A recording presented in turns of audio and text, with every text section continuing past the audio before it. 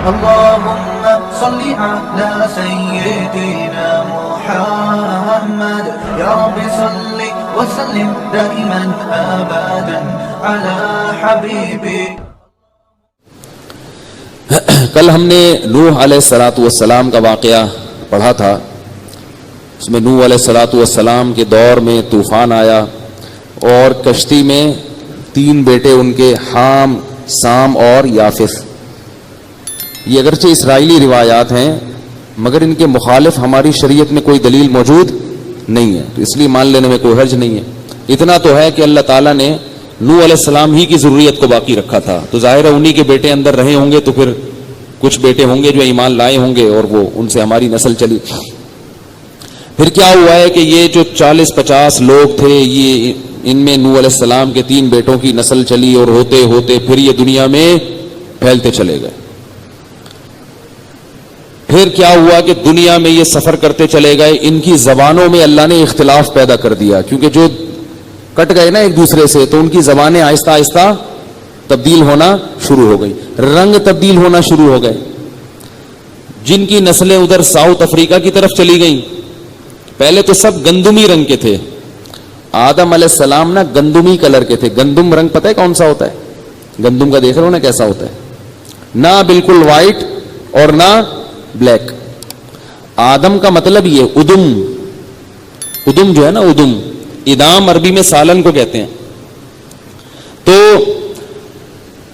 نوح علیہ الصلوۃ والسلام کے بعد جب وہ آگے نسل پوری دنیا میں پھیلی ہے تو جو ٹھنڈے علاقوں میں چلے گئے وہ آہستہ آہستہ سفید ہونا شروع ہو گئے، وائٹ. اور بعض تو اتنے سفید ہوئے کہ یہ دھوپ میں نظر ہی نہیں آتے، ٹھیک ہے نا، اتنے سفید ہو گئے. بعض جو گرم علاقوں کی طرف چلے گئے تو وہ آہستہ آہستہ دھوپ پڑتے پڑتے کالے ہونا شروع ہو گئے اور وہ ان کی جینز میں تبدیلی ہونا شروع ہو گئی. پھر وہ اتنے بلیک ہو گئے کہ وہ اندھیرے میں نظر نہیں آتے. بعض روشنی میں نظر نہیں آ رہے اور بعض اندھیروں میں نظر نہیں آ رہے. تو ایسے بہت فرق پڑ گیا اور یہ دنیا میں اتنی ساری قومیں. تو نوح علیہ الصلوۃ والسلام کے بعد پھر یہ ان کی نسل میں جو قوم پیدا ہوئی تھی وہ قوم ایک بڑی طاقتور قوم پیدا ہوئی، قوم عاد، جس کا اللہ نے قرآن میں ذکر کیا وَإِلَىٰ عَادٍ أَخَاهُمْ هُودًا. اس قوم عاد میں وہی خرابی پیدا ہوئی جو نوح علیہ السلام کی قوم میں پیدا ہوئی.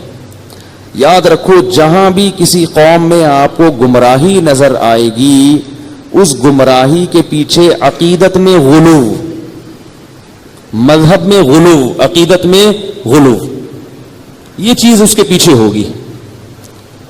نوح علیہ السلام کی قوم نے بت پرستی کیوں شروع کر دی تھی؟ بزرگوں کی عقیدت میں غلو.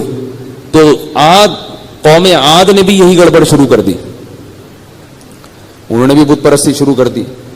اور قوم عاد ایک اور کام کیا کرتی تھی، دنیا سے بے پناہ محبت. حالانکہ یہ نوح علیہ السلام کی اولاد میں تھے سارے. کل میں نے بیان میں کوئی 9,500 سال بول دیا نوح علیہ السلام کی عمر غلطی سے. بھائی وہ 9,500 سال تو ابھی بھی زندہ ہوتے.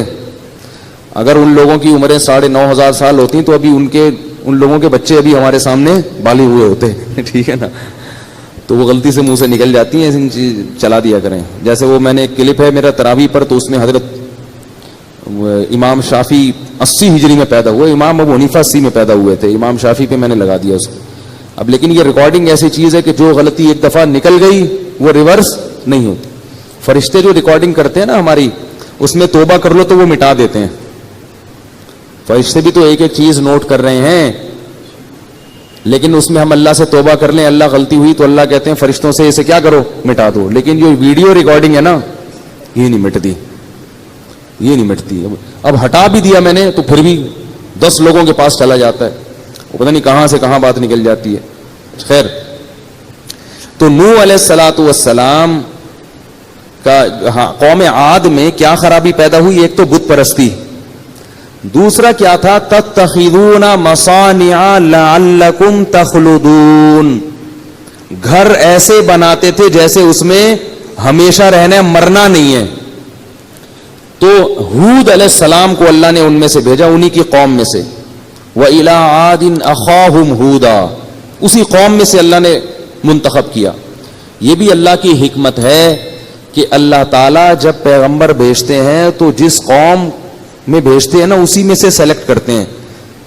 اس سے پتہ کیا پتہ چلتا ہے کہ جو عالم جس قوم کا ہو نا وہ اس قوم کی رسومات کو اور اس قوم کی جو ترجیحات ہیں ان کو زیادہ سمجھتا ہے وہ, اور اس کو پتہ ہوتا ہے کہ اس قوم کو کیسے سمجھانا ہے. اس لیے ہر قوم میں علماء ہونے چاہیے. نہیں یاری بات میرا خیال ہے. اپنے خاندانوں میں سے کسی نہ کسی کو عالم بنایا کریں, وہ پھر آپ کے خاندان میں جس طرح سے کام کرے گا نا کوئی غیر نہیں کر سکتا. اسے پتا ہوگا کہ میرے خاندان میں کیا گڑبڑیں ہو رہی ہیں, لیکن بنائیں اس کو ذرا مضبوط.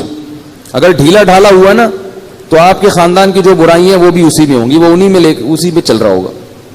تو اللہ تعالیٰ نے ہود علیہ السلام کو بھیجا. ہود علیہ السلام نے سمجھایا پتہ نہیں کتنے سال سمجھاتے رہے مگر بات سمجھ میں نہیں ہے. انہوں نے یہ بھی کہا کہ تم گھر اتنی محنت سے کیوں بناتے ہو, مرنا نہیں ہے کیا؟